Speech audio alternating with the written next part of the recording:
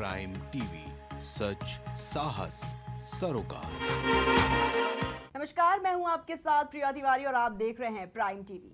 नवरात्रि के पावन अवसर पर हम लेकर आए हैं हमारा खास प्रोग्राम सशक्त भारत सशक्त नारी, जिसमें हम हर दिन एक ऐसी महिला से मिलते हैं जिन्होंने अपने क्षेत्र में बेहतरीन काम करके समाज के लिए मिसाल कायम की है। ऐसी महिलाएं हमारे समाज को न केवल प्रेरणा देती हैं बल्कि ये भी सिखाती हैं कि अगर जज्बा, मेहनत और हिम्मत हो तो कोई भी बाधा बड़ी नहीं होती। आज इस खास प्रोग्राम में हमारे साथ मौजूद है एक ऐसी ही नारी जिन्होंने अपने जीवन के सबसे कठिन दौर को न सिर्फ साहस के साथ झेला बल्कि उसे अपने आत्मबल और संकल्प की मिसाल बना दी।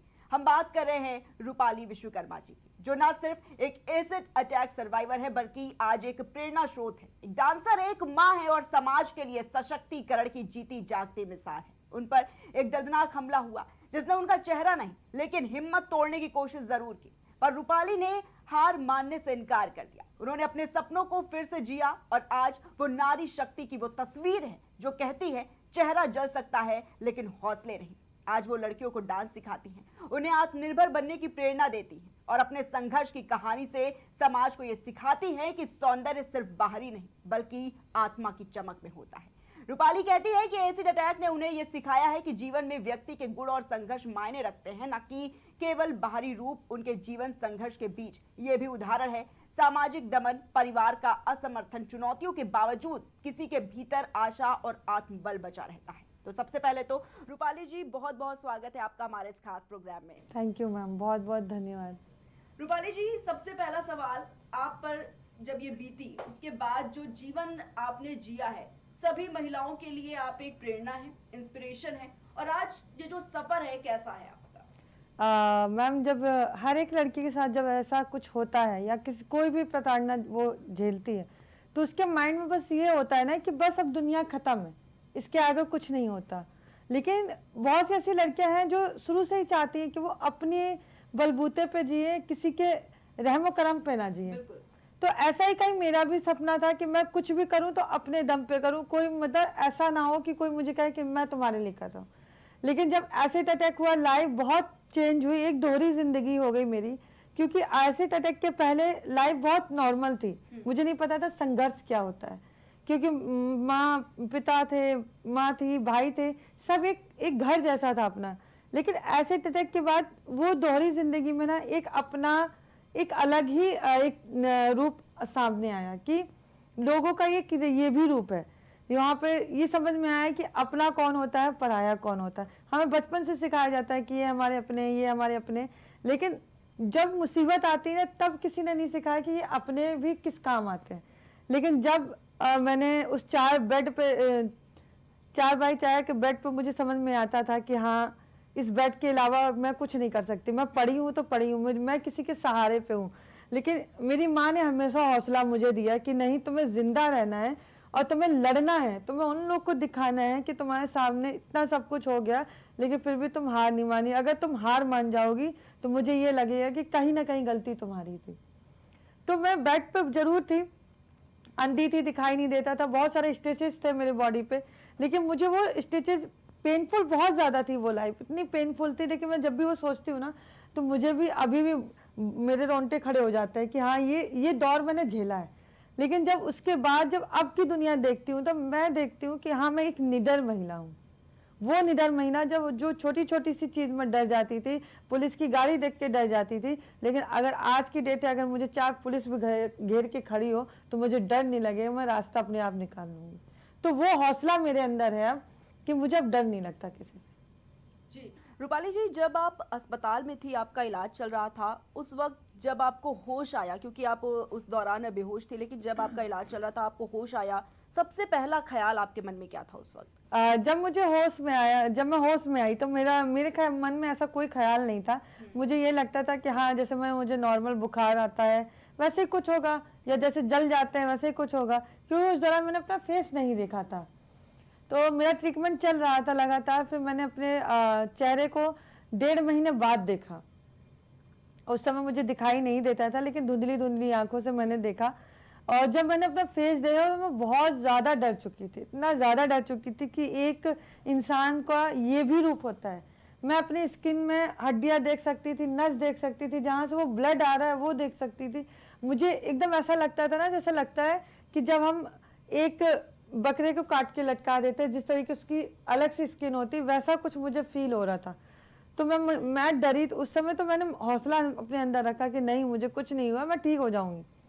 लेकिन जब मैंने फेस देखने के बाद मुझे ऐसा लगा कि अब लाइफ में कुछ सही नहीं हो पाएगा, अब मैं शायद कभी उस चेहरे से आगे नहीं बढ़ पाऊंगी, और शायद मैं कभी अपने पैरों पे खड़ी नहीं हो पाऊंगी। धीरे धीरे मेरी आँख की रोशनी जाने लगी और मैं पूरी तरीके से ब्लाइंड हो गई। तब मुझे लगा कि अब दुनिया खत्म है, अब मैं ब्लाइंड हो चुकी। अगर मैं बचपन से ब्लाइंड होती तो शायद मेरे अंदर जीने का एक अलग हौसला होता। लेकिन जब मैं ब्लाइंड हो चुकी थी, जब मुझे रास्ते पहचान में नहीं आते थे, मैं कोई भी सामान लेके गिर जाती थी, मुझे चोट लगती थी पर मैं फील नहीं कर पाती थी वो चोट कहाँ तक लगी है मुझे। तो मुझे मम्मी बताती थी कि हाँ ऐसा ऐसा चीज़ें हैं। तो फिर मैंने सोचा कि मम्मी अब लगता है कि मैं ज़िंदगी से हार मान चुकी हूँ और मैं अब नहीं जी पाऊँगी। तो मेरी सांसें रुकने लगी और मुझे डॉक्टर ने बिल्कुल उम्मीद छोड़ दी थी कि बचेगी।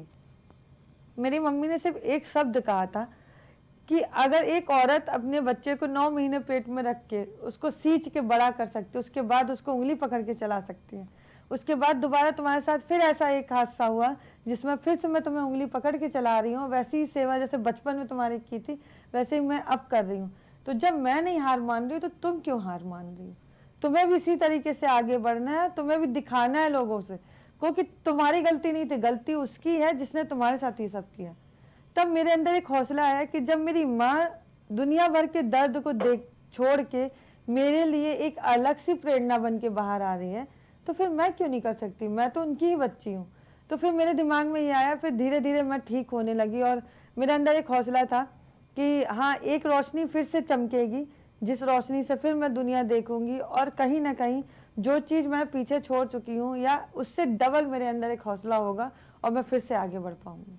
रूपाली जी, क्या ये बात सच है कि जब आपका इलाज चल रहा था, जब आप अस्पताल में थी, उस दौरान आपके किसी बहुत करीबी ने आपसे ये कहा था कि अब इसे जहर दे देना चाहिए? हाँ, ये चीज़ सच है कि मेरे बहुत करीबी, बहुत ही वो मेरे दिल के करीब थे। यानी आप समझ लीजिए वो मेरा पहला प्यार थे और हर एक बेटी के लिए वो पिता अपने पहला प्यार होता है। लेकिन जब उन्होंने ये शब्द कहा था, उनको ये लगा था कि मैं सो गई हूँ, मैं बेहोश हूँ। लेकिन सडनली मुझे होश आ चुका था। उस समय मेरे दादाजी की डेथ हो गई थी, मेरी मम्मी रो रही थी और मेरे पिताजी ने एकदम सडनली ये शब्द कहा, तो मेरे लिए वो एकदम ऐसा लगा ना कि मेरे आगे से जैसे भूकंप आता है कि ज़मीन हिल गई हो। मेरा दोस्त क्या है इसमें? अगर मैं जल गई तो मेरा दोस्त था क्या? क्या मैं लड़की हूँ इसलिए मेरा एक दोस्त है, या फिर मैं कुछ करना चाहती थी ये मेरा दोस्त है, या मैं ये चाहती थी कि मैं 100 रुपए के लिए 200 रुपए के लिए किसी के सामने हाथ ना फैलाऊं, या ये मेरा दोस्त है? तो फिर मैंने कहा कि नहीं, अब ठीक है, जो हो गया सो हो गया। एक समय आएगा, मेरे अंदर ये शुरू से था कि ये समय आएगा कि मैं इन सबको जवाब दूंगी कि हाँ वो लड़की अलग थी और एक लड़की ये अलग है। मेरे बहुत से अपनों ने मुझे बहुत सारे ऐसे ऐसे कमेंट कहे जो मुझे नहीं कहना चाहिए था, लेकिन आज वही डेट है कि वो जो मेरे अपने जिन्होंने कहा था मैंने सबको जवाब दिया था। अभी आपको जो कहना है कह लो, क्योंकि अभी मैं मजबूर हूँ, लेकिन एक समय आएगा कि मैं मजबूर नहीं रहूँगी, आप मजबूर हो गए और मेरे पास टाइम नहीं होगा। बिल्कुल। तो सडनली वो दौर आया, बहुत से लोगों ने मुझसे माफ़ी भी मांगी, सब कुछ किया, पर मेरे अंदर वो हौसला नहीं था। क्योंकि जो वो रूपाली थी ना, जो नरम दिल की थी, सॉफ्ट दिल की थी, थोड़ी थोड़ी बातों में आ जाती थी, पर अब वो चीज़ नहीं है। अब मेरे पास टाइम नहीं था है, क्योंकि उस समय 20-21 साल की उम्र में मैंने अपना और बेगाना बहुत अच्छे से समझा है। और शायद इस दौर पे लड़कियां अपनी हुनर को बढ़ाती हैं, और उस छोटी सी उम्र में जिम्मेदारियां मुझे मेरे घर की थी और मेरे परिवार की थी, मुझे पढ़ना भी था, जिम्मेदारी भी निभानी थी। और फिर एकदम सडनली ऐसा हो गया, जब मैंने सपना देखना शुरू ही किया था मेरे साथ ऐसा हो गया। फिर उसके बाद भी सपने रुके नहीं। मैंने कहा कि नहीं, अगर मैंने कुछ अच्छे कर्म किए होंगे या कुछ अच्छा फल किया होगा तो मेरे सामने वो चीज़ जरूर आएगी जो मैं चाहती हूँ। हाँ, सडनली ये है कि चेहरा अलग है, नाम वही है, और आज भी मैं मीडिया के सामने हूँ, कैमरे के सामने हूँ, बस पर्दे अलग अलग हैं, बाकी हीरोइन में वैसे ही हूँ, बस चेहरे से ही मार खाती हूँ। लेकिन हाँ, मेरे लिए चेहरा भी, ये मेरा जो चेहरा है ना, अब ये मेरे लिए एक बुलंदी की आवाज़ है कि जो खूबसूरत कहते हैं ना, खूबसूरत लोग जो घमंड करते हैं ना कि चेहरे पे, कि चेहरा ही सब कुछ है, मेरे चेहरे से दुनिया मुझे जानती है। लेकिन नहीं, अगर आप ये खूबसूरती एक ना एक दिन ढल जाती है, लेकिन जब आपके अंदर ये की बात आपने बिल्कुल सच कही कि चेहरा जलाने की कोशिश कर सकते हैं, लेकिन किसी की हिम्मत और किसी के हौसले को नहीं जलाया जा सकता। जब आपके साथ ये घटना घटित हुई रूपाली जी, आपने जो व्यक्ति था उसका चेहरा नहीं देखा था, लेकिन आपको शक था किसी पर। जी, आपने ये बात कई बार कही भी है कि आपको शक था, और शायद वो इंसान वही था जिसने आपको पहले प्रपोज किया था। जी। मुझे शक था कि हाँ ये कर सकता है, क्योंकि उसने मुझे मेरी फैमिली वालों से भी कहा था कि मैं इससे शादी करना चाहता हूँ। और मैंने फिर सडनली बोला कि नहीं, मेरे यहाँ शुरू से था कि मैं अपने घर के रिवाजों से आगे नहीं जाऊँगी। मेरे घर में मैं जो चीज़ चलती आ रही है उस चीज़ को मैं हमेशा निभाऊंगी। अगर मैं शादी करूँगी, मेरे माँ बाप किसी से भी मेरी शादी कर देते हैं, मैं चुपचाप शादी कर लूँगी। लेकिन मैं कभी भी या लव मैरिज के वैसा नहीं था, मेरा ऐसा कोई मोटिव नहीं था। लेकिन मैंने उस पर्सन से कहा था कि मेरी जब भी शादी होगी मेरी फैमिली मेम्बर की मर्जी से ही होगी। तो उसने एक दो बार मुझसे कहा था अगर तुम मेरी अपनी नहीं हो सकती तो मैं किसी का नहीं होने दूंगा। मैंने कहा ठीक है। फिर मेरी लड़ाई झगड़ा बहुत सारी चीज़ें हुई, तो मेरे ऊपर जब एसिड पड़ा तब वो उसी समय मेरे सामने ही था। उसके बाद जब मैंने उसके ऊपर केस दर्ज किया, तो जब केस दर्ज हुआ, उसके जो सबूत इकट्ठे हुए, जो भी बातें हुई, उसमें ये साबित हुआ कि नहीं वो पर्सन नहीं था, अननोन पर्सन था।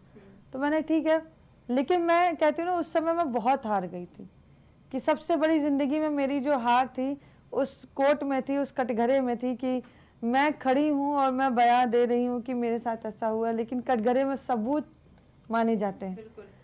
सबूत के तौर पे कुछ नहीं हुआ, वो जेल से रिहा हो गया और केस बंद हो गया। लेकिन आज भी मुझे आज भी इंतज़ार है कि जिसने मेरे ऊपर अटैक किया और जो भी वो पर्सन था, या वो लड़का हो या लड़की, लेकिन मेरा अनुभव जो कहता है कि मेरे केस में लड़का और लड़की दोनों थे।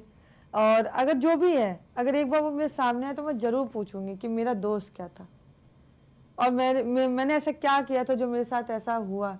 क्योंकि एसिड अटैक के बाद ना मैंने बहुत कुछ बर्दाश्त किया है, जो मुझे अगर मैं बताने लगूँ तो काफ़ी लंबा चला जाएगा। लेकिन उन सब चीज़ों पे ना वो दर्द ना वो भूल नहीं पाती हूँ मैं। ये लाइफ में पहली बार ऐसा हुआ था कि जो मेरा अटैक का दिन आया, जो शायद मुझे वो बिल्कुल याद नहीं था। नहीं तो मेरे हर अटैक के डे पे मैं इतना ज़्यादा ट्रॉमा में चली जाती हूँ कि मुझे फिर कुछ नहीं दिखता है, मुझे सिर्फ वही दर्द जो होता है वो सामने आते रहते हैं। लेकिन इस बार ऐसा था कि मैं अटैक के डे को भूल गई, मैं अपनी जर्नी कंटिन्यू जो रोज़ करती हूँ मैं वही करती रह गई। लेकिन फिर मुझे 29 को याद आया कि हाँ मेरा 28 को अटैक का डे था। तो मुझे थोड़ा खुशी भी हुई कि हाँ मैं उस चीज़ से आगे निकली हूँ थोड़ा बहुत। लेकिन हाँ आज भी कहीं ना कहीं दुख है कि शायद मेरा अटैकर मेरे सामने हो। अगर बात करें रूपाली जी, आप बच्चों को डांस भी सिखाती हैं, डांस बचपन से ही शौक था? हाँ, मेरा तो डांस बचपन से ही शौक था। जब first time dance India dance start हुआ तो मैं उसका फ़ैन थी, बहुत ज़्यादा फ़ैन थी। मैं अपने पापा से लड़ जाती थी मुझे ये चैनल देखना है। और मतलब सडनली ये है कि मैं न्यूज़ चैनल पे बोलूँगी ये चीज़ कि मैं कोचिंग के बहाने चोरी चोरी जाती थी डांस सीखने, कि मेरी फैमिली वालों को पता ना हो, क्योंकि मेरे फैमिली वालों को पसंद नहीं था डांस करना। लेकिन फिर भी मैं अपनी खुशी के लिए वो करती थी कि मुझे शुरू से इंटरेस्ट था इन सब चीज़ों में। जब मैं स्कूल जाती थी तो स्कूल में कोई भी प्रोग्राम होता था तो मैं करती थी। तो जब मुझे अच्छा लगने लगा, फिर मैं अटैक के बाद मैंने सोचा कि हाँ मैं देखती हूँ डांस सिखा के लोगों को। तो मैंने फर्स्ट टाइम डांस सिखाया था 5 लड़कियों को। और जब मैंने डांस सिखाया तो उससे जो इनकम हुई थी ना, वो इस इनकम से भी बढ़ के वो मेरे लिए खुशी थी, क्योंकि वो मेरी डांस से मैंने कुछ इनकम की थी। तो मुझे बहुत खुशी हुई थी। उसके बाद से सडनली ऐसा कुछ हुआ कि मैं दोबारा प्रैक्टिस नहीं कर पाई। लेकिन हाँ कोशिश होगी, अगर दोबारा मेरा कुछ ऐसा माइंड हुआ तो मैं ज़रूर करूँगी। रूपाली जी, अगर बात करें शिरोज़ कैफ़े की, कैसे ज़िंदगी बदली शिरोज़ ने आपकी? शिरोज़ ने मेरी बहुत ज़िंदगी बदली है। मतलब कहा जाए ना कि अगर एक ज़िंदगी बदलने में मेरी माँ का हाथ है तो एक ज़िंदगी बदलने में शिरोज़ का हाथ है। क्योंकि जब मैं यहाँ आई थी तो मैं बहुत डरी सहमी सी लड़की थी, क्योंकि मैं उस दौरान अटैक के बाद घर से बाहर नहीं निकलती थी और एक 4 दीवारी में जहाँ मम्मी लेके जाती थी वहीं खड़ी हो जाती थी, जहाँ मम्मी के आसपास ही रहती थी। फर्स्ट टाइम अटैक के बाद मैंने चेहरे को कवर करके मैं शिरोज़ में आई थी और आने के बाद मैं अपनी फ्रेंडों से मिली। मिलने के बाद जब मेरी फ्रेंड ने ये कहा कि मेरी दी थी रेशमा दी, वो मतलब मेरे लिए आज भी बहुत इम्पोर्टेंट रखती हैं। जब उन्होंने मुझे फेस कवर करते हुए देखा तो बोला कि तुमने फेस क्यों कवर कर रखा है? मुझे इतनी नॉलेज नहीं थी। मैंने कहा दीदी ऐसे ही कि मुझे कोई देखे तो डरे ना, क्योंकि उस समय मेरे फेस बहुत भयानक दिखता था। फिर उसके बाद उन्होंने ये मुझे समझाया कि नहीं, गलती तुम्हारी नहीं है, मुँह तो उसको छुपाना चाहिए जिसने ये काम किया है, तुम क्यों छुपाओगी? तो फिर उस दिन से लेकर आज तक मैंने उनसे प्रॉमिस किया था कि मैं कभी अपना फेस कवर नहीं करूँगी। और आज की डेट है कि सिरोज ने मुझे निडर बनाया है, निर्भय बनाया है कि हाँ, मैं अपने फैसले और अपनी लड़ाई खुद लड़ सकती हूँ। और सबसे पहले जो रूपाली छुप चुकी थी, जो रूपाली के अंदर एक और रूपाली थी, उसको उभारा। तो मैं हमेशा थैंकफुल रहूँगी सिरोज की, क्योंकि उन्होंने उन लड़कियों को आगे खड़ा किया जो लड़कियाँ कभी नहीं सोचती थी मैं घर से बाहर या कुछ कर पाऊँगी, और आज उसको इस लेवल पर खड़ा कर दिया कि आज वो कहीं भी अगर अकेले ट्रैवल करना चाहती हूँ तो कर सकती हूँ। तो मैं हमेशा थैंकफुल हूँ सिरोज की। अगर मैं सिरोज के लिए जितना भी करूँ तो भी मेरे लिए कम। रूपाली जी, अगर बात करें, शिरोज ने आपकी ज़िंदगी बिल्कुल बदली, लेकिन शिरोज से ही एक शख्स आपको ऐसा मिला जो हमेशा आपके साथ निभाने का वादा किया है। हाँ, मेरी शादी शिरोज में आने के बाद ही हुई है। और सब लोग कहते हैं कि चेहरा खूबसूरत होता है तभी लोग अपनाते हैं, और अगर लड़की को देखने जाते हैं तो छोटी छोटी चीज़ में उसको हटा देते हैं। लेकिन जब उन्होंने मुझसे शादी की बात कही तो मैं डरी हुई थी कि अगर मैं शादी के लिए हाँ बोलती हूँ, क्या पता ये मुझे मार दे या कुछ ऐसा कुछ कर दे। तो मुझे हमेशा ये डर लगा रहता था। बहुत मुश्किल से मैंने मम्मी पापा से बात की, मम्मी पापा से मिलाया, बातचीत आगे बढ़ी, तब मम्मी पापा को अच्छा लगा, मतलब ठीक है जो सही है। फिर उसके बाद मेरी शादी हुई, और शादी होने के बाद फिर लाइफ कट रही है आराम से। आपकी एक बेटी भी है जी। कैसी अब कैसी आपकी लाइफ है, इसको लेकर थोड़ा सा बताइए।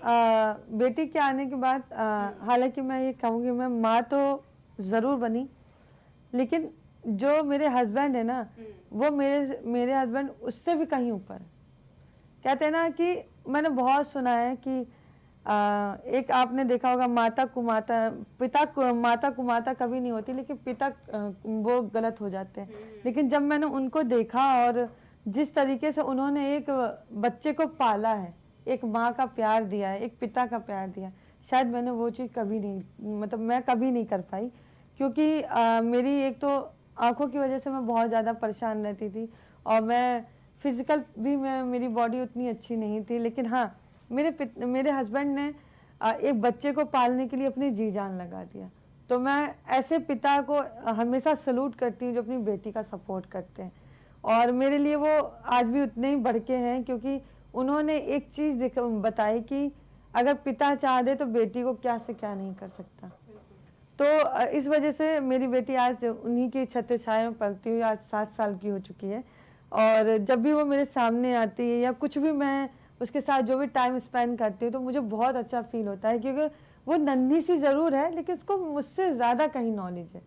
कहते हैं ना कि हर एक छोटी छोटी चीज़ अगर मैं कहीं रख के भूल भी जाती हूँ तो मम्मा आपने ये चीज़ यहाँ रखा है, मम्मा आपने ये चीज़ ऐसा किया है, तो वो चीज़ वो मेरे साथ करती है तो मुझे बहुत अच्छा फील होता है कि हाँ, मतलब मम्मी मेरी शुरू से एक बात कहती थी कि जब तक तुम माँ नहीं बनोगी तब तक तुम्हें दर्द नहीं पता होगा कि माँ का दर्द क्या होता है।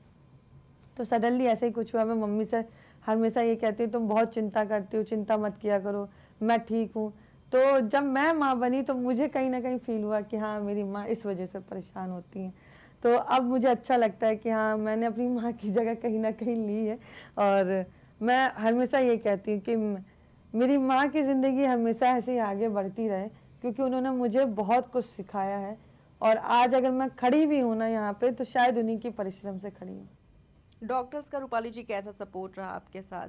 जब मेरे ऊपर अटैक हुआ ना, तो जहाँ मैं अटैक होने के बाद जब मैं बलिया में मेरा ऊपर अटैक हुआ था, और मैं वहाँ के जब मैं हॉस्पिटल में, जिला हॉस्पिटल था बलिया का, मैं सडनली मैंने सोच लिया था कि ऐसे डॉक्टर जिंदगी में नहीं होने चाहिए, क्योंकि वहाँ पे एक इतने गंदे तरीके से बिहेव होता था, जैसे इधर से उधर कर देना, कीड़े मकोड़े नीचे घूम रहे, कोई एक पेशेंट के लिए कोई एक फर्स्ट एड नहीं था। लेकिन जब वहाँ से मुझे बनारस रेफ़र किया गया तो जो डॉक्टर वो मुझे मिले, तो मुझे वो डॉक्टर का एक अलग ही रूप दिखा। उन्होंने उस दौरान मुझे एक पिता का प्यार दिया, और जब वो मैं ऑपरेशन थिएटर में जाती थी, सबको डर लगता है कि ऑपरेशन थिएटर में जाने के बाद डर लगेगा, लेकिन मुझे खुशी होती थी कि मैं ऑपरेशन थिएटर में जा रही हूँ। वही एक समय है कि मैं उनके साथ समय बिता पाऊँगी, वही एक समय है कि मैं उनकी आवाज़ सुन पाऊँगी, क्योंकि वो एक डॉक्टर है और उनको टाइम नहीं मिलता था इतना। और जब वो आते थे तब या तो मैं सोई रहती थी या तो मैं बेहोश होती थी, तब उस दौरान वो आते थे। तो उस समय मुझे दिखाई नहीं देता, तो मैं उनके हाथों से फील करती थी उनको कि हाँ ये वही डॉक्टर है जिन्होंने मेरा इलाज किया। तो जब वो मेरा इलाज करते थे, अगर मुझे कुछ भी प्रॉब्लम होती थी तो वो मेरे सर पे हाथ रखते थे, बेटा तुम परेशान मत हो, मैं तुम्हारे साथ खड़ा हूँ। अगर तुम हार मान गई तो शायद मेरी कहीं ना कहीं पूरे साल की जो डॉक्टरी है वो मैं हार मान जाऊँगा। तो उसके बाद जब धीरे धीरे मेरे अंदर हौसला आया, कहते हैं ना कि आपका अगर डॉक्टर अच्छा हो, अगर आपकी फैमिली अच्छी हो, तो कोई भी पेशेंट ऐसा नहीं है जो हार मान जाए ज़िंदगी से। रियल केस ऐसा होता है कि पेशेंट हार मान जाते हैं, लेकिन मुझे जब उनके साथ रही और मुझे एक ज़िंदगी जीने का एक नया जज्बा आया। और जब मैं ऐसा कहती हूँ कि भगवान सबको डॉक्टर ऐसे दे, और मैं ये कहूँगी डॉक्टर सुबोध जी की हमेशा लंबी आयु करें, क्योंकि उन्होंने हर एक पेशेंट को एकदम अपने घर की तरह ट्रीट करते हैं और बहुत अच्छे से पेशेंट को दवा जो भी उनसे हो पाता है वो करते हैं। और जब भी मैं आज हॉस्पिटल जाती हूँ तो मुझे ऐसा लगता है मैं अपने मायके जा रही हूँ, मुझे फील ही नहीं होता कि मैं हॉस्पिटल जा रही हूँ। और क्या क्या हॉबीज़ हैं रूपाली जी? आपने बताया कि आपको बचपन से ही डांसिंग का बड़ा ही शौक था, उसके अलावा आपको क्या क्या करना और पसंद है? मुझे जब मैं बहुत ज़्यादा फ्रस्ट्रेट होती हूँ तो मुझे पहाड़ियों में बहुत ज़्यादा जाना पसंद है। मैं एकांत बहुत ढूंढती हूँ, क्योंकि मुझे ट्रैवलिंग करना बहुत पसंद है, लेकिन वो कहीं ना कहीं नहीं हो पाता। लेकिन हाँ, अगर मैं सोचती हूँ कभी मुझे ट्रैवलिंग करने का मौका मिले तो मैं पहाड़ियों में ही जाऊँगी। मुझे वहाँ से जो वाइब्स आती है ना, बहुत प्यारी वाइब्स आती है, और मुझे वेदर के साथ इंक्रीज होना बहुत अच्छा लगता है।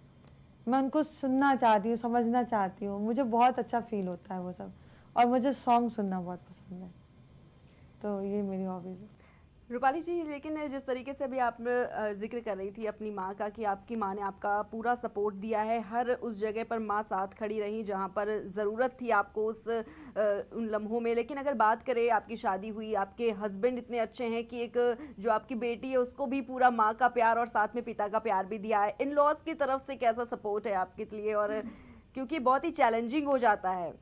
हाँ मैम, ये तो चैलेंजेस बहुत ज़्यादा होता है, और हम नहीं, मतलब हमारा भी एक ओपिनियन है और सबका एक ओपिनियन होता है कि शादी, अगर मेरा भी मतलब कोई बेटा हो या कुछ भी, तो मैं भी सोचूंगी कि शादी ऐसी हो कि मतलब वो लड़की मेरे बेटे का अच्छे से ख्याल रख सके। पर ऐसा कुछ नहीं हो पाया, मेरा अलग सिचुएशन, उनका अलग सिचुएशन है, तो थोड़ी सी दिक्कतें आई कि नहीं ये चीज़ सही नहीं है, ये है वो। लेकिन फिर उसके बाद थोड़ा टाइम लगा चीज़ों को समझने में। लेकिन हाँ, अब मैं यही कहूँगी कि बहुत टाइम लगा, टाइम के बाद सारी चीज़ें अच्छी हुई। और जो मेरे हस्बैंड के घर के लोग हैं बहुत अच्छे से सपोर्ट करते हैं, उनको पता है कि हाँ इसको दिक्कत है, तो हर एक उस चीज़ में सपोर्ट करते हैं जहाँ उनको करना चाहिए, और जहाँ उनको पता है कि ये चीज़ मेरे लिए अच्छी नहीं है तो वहाँ पे वो हमेशा सपोर्ट करते हैं। रूपाली जी, अगर आपसे मैसेज देना हो आपको उन महिलाओं को जो बहुत कुछ करना चाहती हैं अपने जीवन में, लेकिन कोई ना कोई ऐसी बाधा वो समझ लेती हैं जिसके चलते वो आगे नहीं बढ़ सकती हैं, और आप जिस तरीके से एक बहुत बड़ी इंस्पिरेशन हो उन सब महिलाओं के लिए, सभी लोगों के लिए, क्या कहेंगी आप ऐसे में? मैं यही अच्छा, इसके पहले जो मैं एक क्वेश्चन में आपने बोला हॉबीज़, मुझे बोलने का बहुत शौक है। मैं चाहती हूँ कि मैं अगर लाइफ में कभी भी ऐसा कुछ हो तो मैं एक स्पीकर बनूँ, क्योंकि मुझे बोलना बहुत पसंद है और स्टेज पे बोलना मुझे बहुत अच्छा लगता है। जैसे अभी मैं आपके पास बैठी हूँ, अगर मेरे से कोई कहे ना पूरा दिन बात करो तो मैं बोर नहीं होंगी, मुझे अच्छा लगता है लोगों से बात करना। और दूसरी बात, मैं महिलाओं को यही कहूँगी कि वो छोटी छोटी सी बात में जो पैनिक हो जाती हैं, कि पैनिक मत होइए, आप अपने कॉन्फिडेंट रहिए कि हाँ आप ये जो चीज़ कर रही हैं, ये अगर आपको कहीं ना कहीं लगता है कि गलत है तो अपने आप को एक एकांत में लेके जाइए और अपने आप को टाइम दीजिए। क्योंकि कहते हैं जब हम अपने आप से प्यार करेंगे ना, तो हमारे जो दिल की एक अंतर आत्मा है वो आपको खुद सही और गलत का रास्ता दिखाती है। हमें पता है कि हमारा हस्बैंड, हमें इसके साथ जिंदगी काटनी है, हमारे बॉयफ्रेंड है, ये जैसा कहेगा वैसे वो हमारे लिए सही होगा। हम ये क्यों भूल जाते हैं कि हम भी एक इंसान है, हमारा भी दिल धड़कता है। अगर हमें भूख लगेगी तो हम ही खाना खाएंगे, तभी हमारा पेट भरेगा, कि ना ही हमारा पति खाएगा, ना ही हमारा बॉयफ्रेंड खाएगा तो हमारा पेट भरेगा, ऐसा नहीं होता। तो फिर क्यों हम दूसरे के ओपिनियन से आगे बढ़ें? हमारा ओपिनियन कहीं हम खुद अपने अंदर क्यों नहीं इतना कॉन्फिडेंट होते हैं कि नहीं ये चीज़ हमारे अगर हम कर रहे हैं तो शायद मेरे लिए सही होगा। अगर हमें कहीं डाउट है तो हम खुद में अपने आप से ही बात करें, कैसे हमारे भी जीने की इच्छा है। तो इसी वजह से हम उनके ऊपर पूरा अधीन हो जाते हैं। हम नहीं चाहते कि कोई चीज़ उनके अलावा करें। लेकिन जिस दिन आप अपने हक के लिए लड़ना शुरू कर देंगे, आपको ये पता चल जाएगा ये चीज़ आपके लिए गलत है, तो ये चीज़ गलत है, उसको आप किसी के कहने पर सही मत करिए। अगर आप किसी के कहने पर सही कर रही हैं तो फिर वो कहीं ना कहीं आपको अभी तो नहीं पता चलता, आप उसकी खुशी के लिए आपने कह दिया हाँ ये चीज़ गलत है, ठीक है हम करने के लिए तैयार हैं। लेकिन लास्ट में जाके जब जो आपके अंदर की आत्मा जो आपको निचोड़ती है ना कि तुमने दूसरे की खुशी के लिए अपनी खुशी को तुमने मार दिया, आपने अपनी इंसानियत को मार दिया, तो वो चीज़ वो हम जिंदगी भर घुटते हैं। उसी की वजह से फिर ये क्राइम शुरू होता है। और सीरियसली यही चीज़ है कि ये क्राइम शुरू होता ही है, क्योंकि हम अपने हस्बैंड को या अपने बॉयफ्रेंड को इतनी छूट दे देते हैं कि भाई तुम जो करना वो करो, तुम्हारे साथ हम हर एक चीज़ में खड़े हैं। लेकिन आपने जिस दिन उसको इनकार किया उसी दिन आपको मिलता है थप्पड़, उसी दिन आपको मिलती है गालियाँ, उसी दिन आपको मिलता है कि तू घर से निकल जा, उसी दिन होता है कि ब्रेकअप। तो हम उस ब्रेकअप उस थप्पड़ का नौबत ही क्यों लाने दें? हमें वो पता है कि ये चीज़ गलत है तो ये चीज़ गलत है, चाहे आप जितना बोलो मैं सही नहीं कर सकती, क्योंकि आपकी भी फैमिली है मेरी भी फैमिली है। अगर आपने भी एक महिला के पेट से जन्म लिया तो मैंने भी एक महिला के ही पेट से जन्म लिया, ना कि मैं जेंट्स के पेट से जन्म ले लूँगी। तो हम दोनों का जब सारी चीज़ें सेम है तो हम क्यों आपके अकॉर्डिंग चलें, आप भी हमारे अकॉर्डिंग चलें। अगर जो चीज़ गलत है फिर वो गलत है, उसको मैं आपके कहने से सही नहीं कर सकती। और यही एक वजह है कि हम हर एक क्राइम को सहते रहते हैं। अगर हमारे साथ बाहर कुछ होता है हम सहते हैं, चलो ठीक है घर जाएंगे तो पापा क्या बोलेंगे, बाहर जाना बंद कर दो, जॉब करना बंद कर दो, नाइट में जॉब करना बंद कर दो, तुम नाइट में जाओगे तुम्हारे साथ ये हो जाएगा, तुम्हारे साथ रेप हो जाएगा।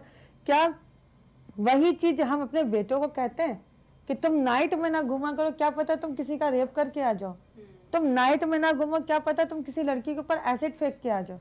उनके भी एक टाइम बॉन्डिंग होनी चाहिए, लेकिन हम नहीं करते। हम दोनों को उनको इतनी छूट दे देते हैं और एक को एकदम समान, क्योंकि वो लड़की है। और हम ये सोचते हैं क्या एक लड़की की इज्जत उसकी योनि में ही होती, क्या लड़कों की योनि में नहीं होती है इज्जत? क्या हम कहते हैं कि तुम आके मेरा रेप करो? नहीं, क्योंकि तुम्हारे मानसिक में जो बसा है ना कि लड़की सिर्फ रेप करने के लिए बनी होती है, लड़की सिर्फ हमारे पैर के नीचे ही होने के लिए बनी होती है। ऐसा कुछ नहीं है। आज लड़की है तो तुम्हारी इज्जत है। अगर हम दोनों को समानता लेके चले तो मेरा मानना है कि ये क्राइम कभी ना हो। कोई लड़की एसिड का शिकार ना बने, कोई लड़की रेप का शिकार ना बने। छोटी छोटी बच्चियों का रेप हो रहा है, क्यों? क्योंकि हमारे आजकल के पुरुषों के अंदर हैवानियत बहुत ज़्यादा है, हम बहुत ज़्यादा है कि मैं जो कहूँगा वही तुम्हारे लिए सही है, क्योंकि हमने उनको बना रखा है। हमने उनको क्या रखा है कि हाँ आप जो कहो वही सही है। नहीं, आप जो कह रहे हो वो गलत है। आज हमारे घर में अगर हमारा बेटा कोई गलत करके आ जाता है, हम उसको समझाते, उसको कह रहे चल ठीक है कोई बात नहीं, तुमने कर दिया। उसको हमने थप्पड़ नहीं लगाया, उसको हमने ये नहीं बोला कि अगर उसको छूट नहीं है तो तुम्हें भी छूट नहीं है। तो ये चीज़ आज भी आप देखो कहीं ना कहीं ये चीज़ चल रही है। तो यही वजह है क्राइम की भी है, और यही वजह है एक लड़की की कि वो अंदर ही अंदर चीज़ें को घुटती है, और जब घुटती है तो फिर वो बहुत ज़्यादा गलत पे चली जाती है।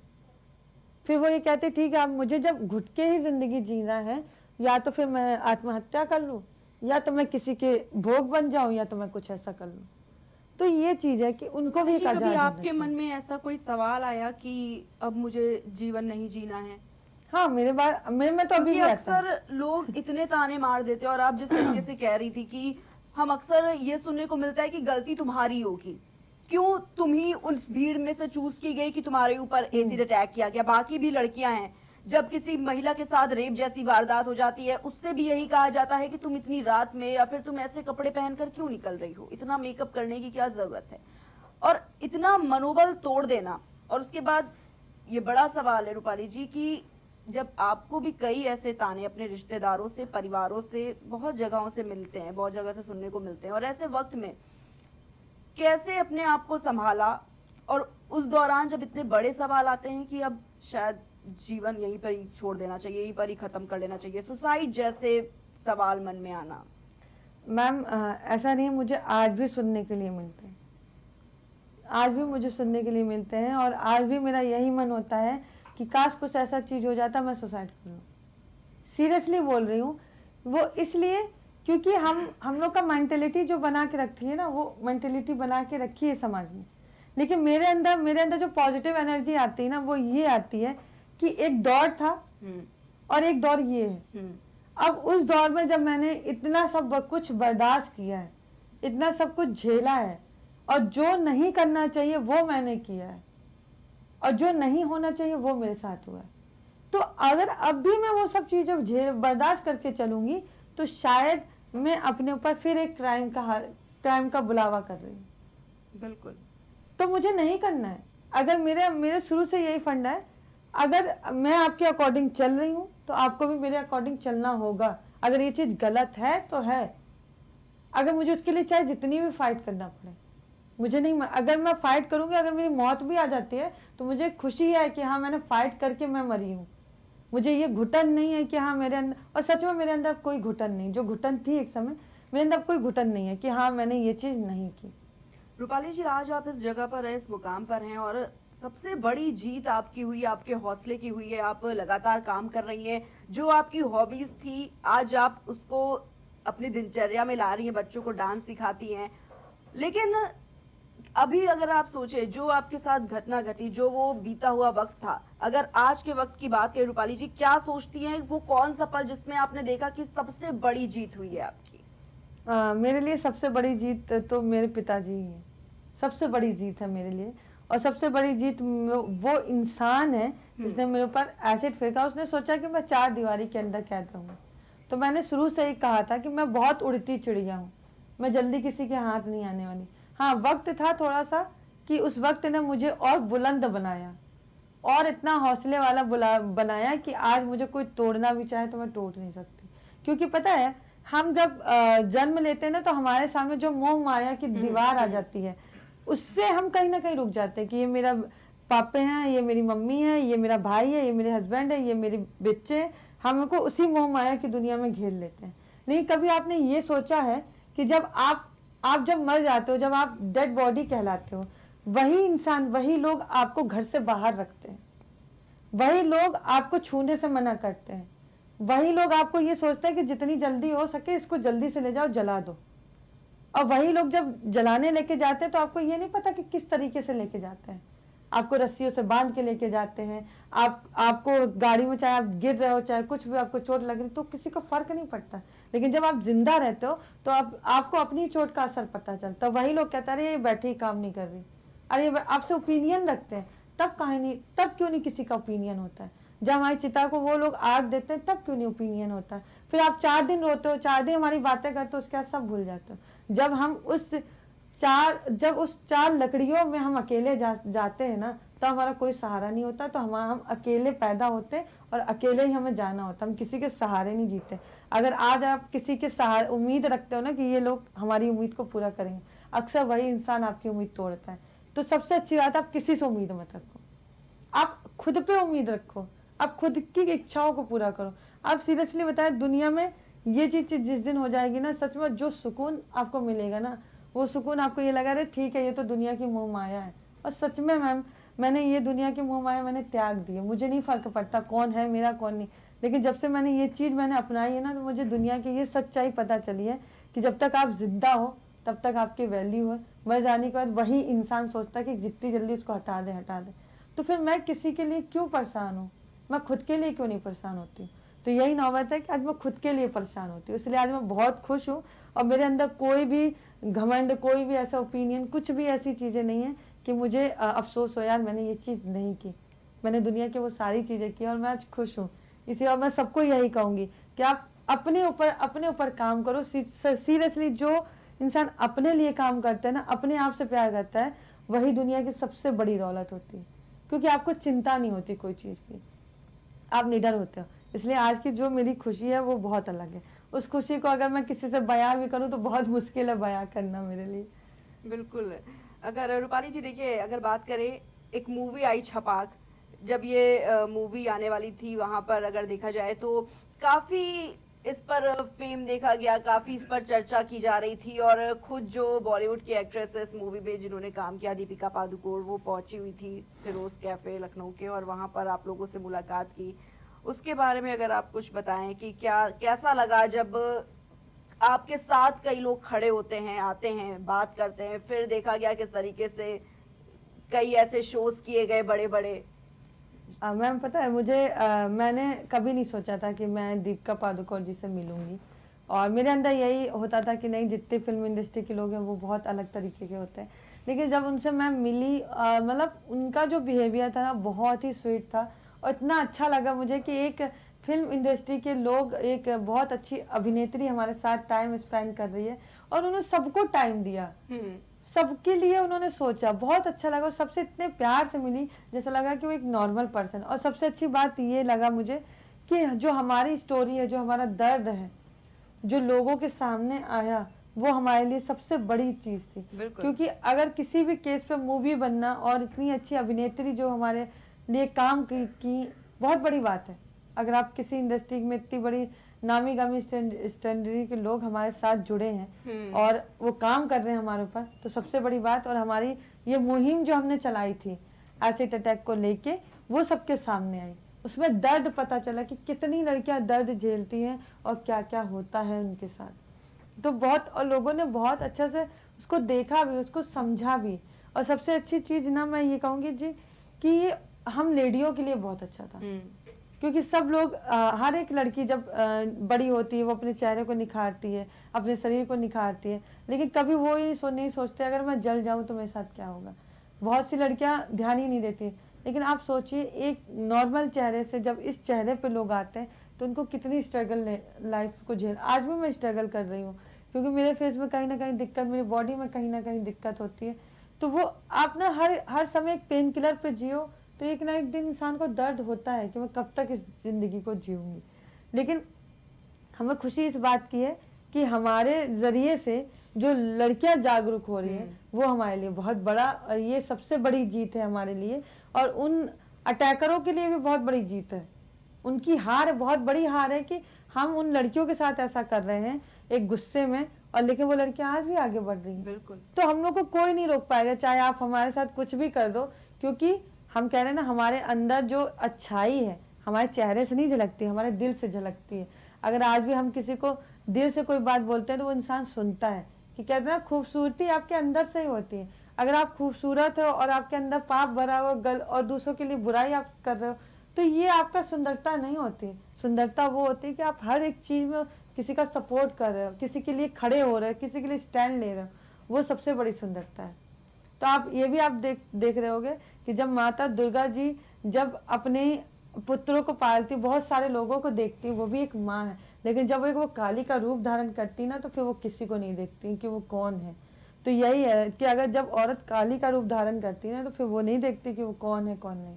तो इसलिए जब तक औरत शांत है तो समझ लीजिए बहुत अच्छा है, और जब एक औरत काली के रूप में आती है तो फिर वो तांडव ही करती है और कुछ नहीं करती।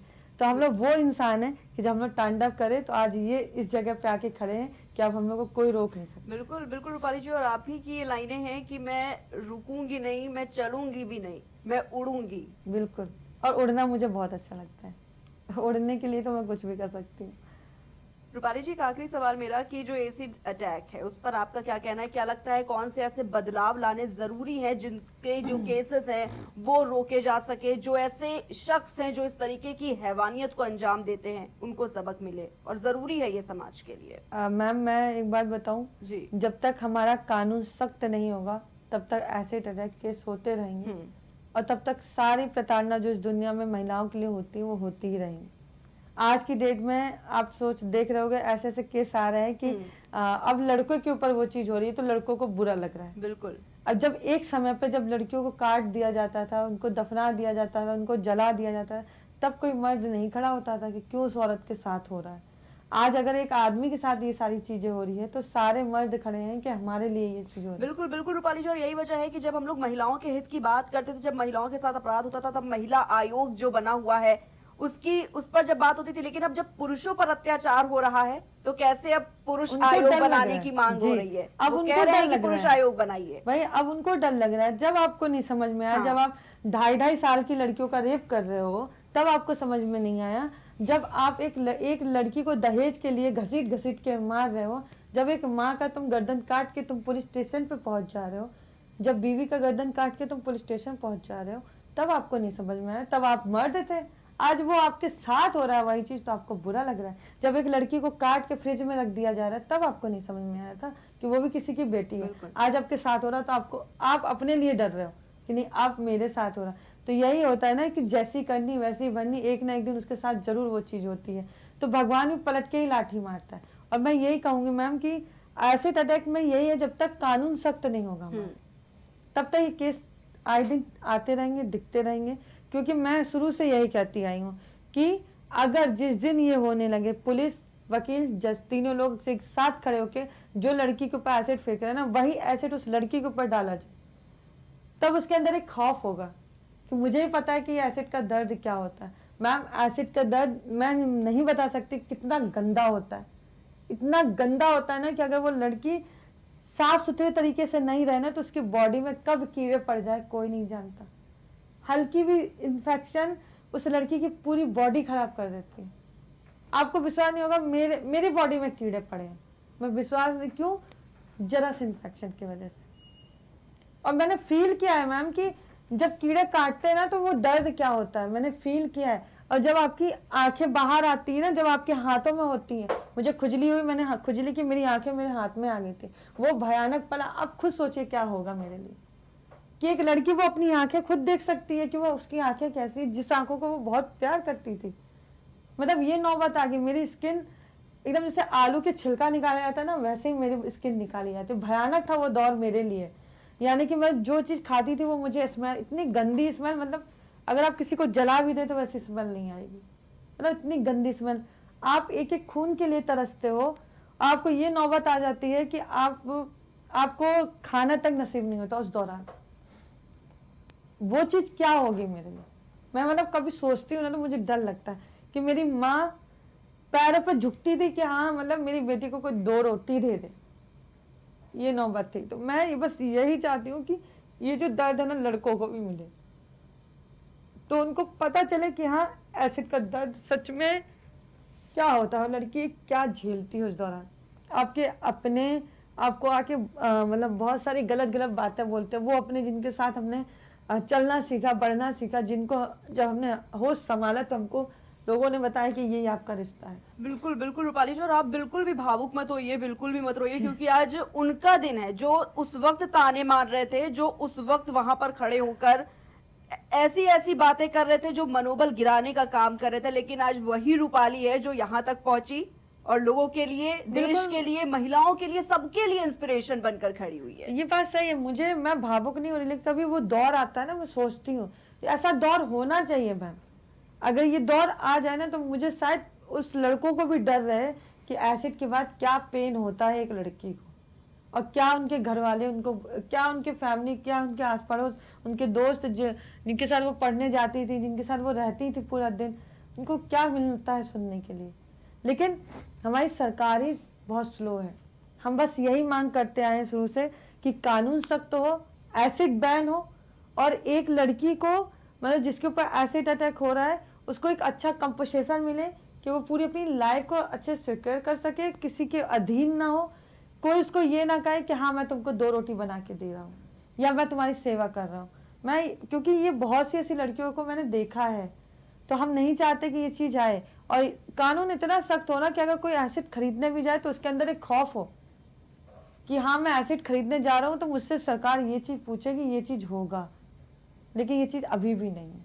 और मैं शुरू से यही कहती हूँ बस कानून हमारा सख्त हो जाए तो मुझे लगता है कोई बहन बेटी इस दौर पे नहीं आएगी। बिल्कुल, बहुत बहुत धन्यवाद रूपाली जी आपका हमारे साथ जुड़ने के लिए इस खास कार्यक्रम में, बहुत बहुत धन्यवाद। और आप बहुत इंस्पिरेशन है उन सभी विमेंस के लिए, उन सभी लोगों के लिए और पूरे देश के लिए। क्योंकि और आज बिल्कुल ये कहना गलत ही हुआ आप जिस तरीके से इतनी इमोशनल हो गई अपनी बात को रखने के लिए, लेकिन वाकई वो उन लोगों के मुंह पर तमाचा है ये जो उस वक्त खड़े होकर ताने मार रहे थे, जो आज भी आपको मार रहे होंगे। वो सिर्फ और सिर्फ कहते हैं ना मनोबल गिराने का काम करते हैं। कोई नहीं चाहता आगे बढ़े, लेकिन आप जिस तरीके से आज काम कर रही हैं, अपनी हॉबीज को कैसे अपने काम में लेकर आई, आप डांस सिखा रही हैं बच्चों को, साथ ही में कैसे आप शिरोज कैफे में जिस तरीके से काम कर रही हैं, आपका इतनी ब्यूटीफुल फैमिली है, आज आपके हस्बैंड आपके साथ है, आपकी बेटी आपके साथ है, पूरा परिवार आपके साथ है।